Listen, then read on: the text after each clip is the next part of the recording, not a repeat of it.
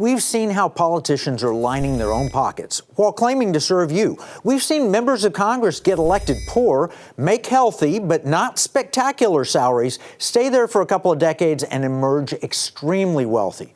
Of course, I'm not talking about the successful entrepreneur or businessman who then chooses a life of public service and declines to take their salary or donates it to charity. What I'm worried about is the so-called public servant who arrives in D.C. with no wealth and somehow gets rich. There are two ways to think about this. One is that these politicians are guilty of insider trading, something that would send any one of us in the unwashed masses to jail. Somehow, though, for members of Congress, this has been shady but permissible, as Tom Fitton explained, or they just didn't enforce it. Maybe even worse than profiting off insider trading, though, is the risk that stock trading somehow influences decision-making, impacting us all. There's nothing more than vote buying using the stock market to launder money. It's really wrong to trade stocks based on the policies you know you'll put in place, but it's downright evil to push policies designed to favor your personal stock holdings and make yourself rich while the rest of us suffer.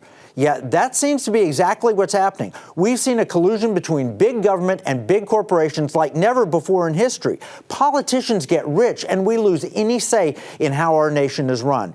You know how in NASCAR the drivers wear logos of all their sponsors? Maybe politicians should do the same for fair disclosure. That way, when you see legislation mandating vaccines, you at least know who's paying for it. I imagine you're as upset as I am to see Dr. Fauci, for example, profiting from the policies that he crammed down on all of us. Is it right for someone in his position to hold shares of Pfizer or Moderna, or even worse, in Chinese companies? This works both ways. Big corporations also serve the government's agenda. They're being told to no longer look out for their shareholders, but instead to push progressive agendas like climate change, social justice, critical race theory, and LGBTQ quotas in the workplace. That's how we get woke. That's why cartoon M&Ms have to be rebranded to conform to progressive ideology. You don't think that's designed to sell more candy and increase profits, do you?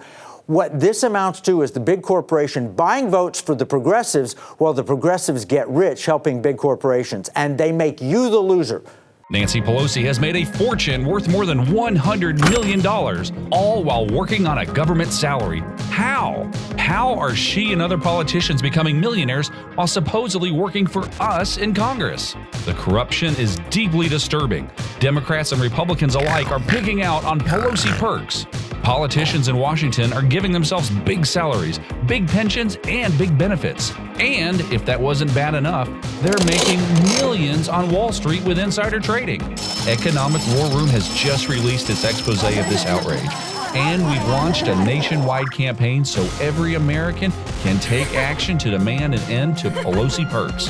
Go to stopdcgreed.com, and in less than 60 seconds, you can tell lawmakers to stop the corruption and stop DC greed.